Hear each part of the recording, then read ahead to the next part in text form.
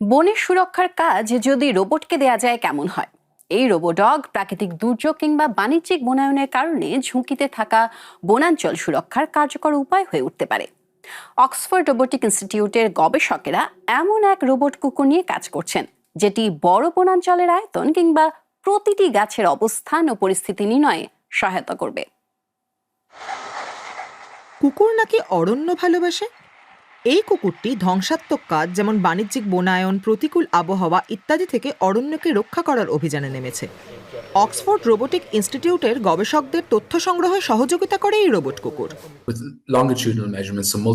দৈর্ঘ্যের মাপে, মানে বিভিন্ন ঋতুতে বিভিন্ন মাপে যখন গাছ বড় হয়, আপনি বৃদ্ধির হার নির্ণয় করতে পারবেন। এই হার দিয়ে আপনি বের করতে পারবেন কোনো বনাঞ্চলে সমস্যা হচ্ছে কিনা কিংবা কোনো গাছ মারা যাচ্ছে কিনা।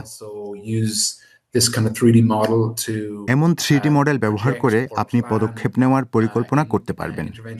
তাই আপনি যদি ঝোড়ো হাওয়া থেকে বনকে সুরক্ষার জন্য বা বনরক্ষক যদি কোনো কাজে একটি গাছ কেটে ফেলতে চায়, তাহলে এই প্রযুক্তি ব্যবহার করতে পারবেন।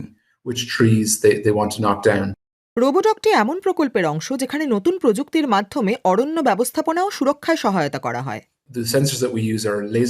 আমরা লেজার সেন্সর ব্যবহার করি, স্বয়ংক্রিয় গাড়িতে যেগুলো ব্যবহার করা হয় ঠিক তেমন। এটি প্রতিটি গাছের দূরত্ব পরিমাপ করে। তা থেকে আমরা গাছের গুঁড়ির আদলে সিলিন্ডার সদৃশ জিনিস পুনর্গঠন করতে পারি, তাদের ডায়ামিটার এবং উচ্চতা মাপি এবং বনে কি কি আছে তার একটি ডেটাবেস তৈরি করি। প্রযুক্তির উন্নয়নের ফলে প্রতিকূল বনভূমিতে কাজ করতে পারে এমন রোবট তৈরি হচ্ছে। তবে একটি সমস্যা রয়েছে, অরণ্য শিল্পের ব্যবহারের জন্য মানুষকে রাজি করাতে বেগ পেতে হচ্ছে গবেষকদের।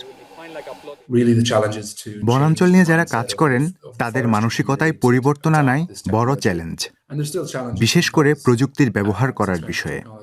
কারণ এটি ব্যয়বহুল প্রযুক্তি, যেটি বেশিরভাগ সময় দূরবর্তী জায়গায় কাজ করে। এটি বড় চ্যালেঞ্জ।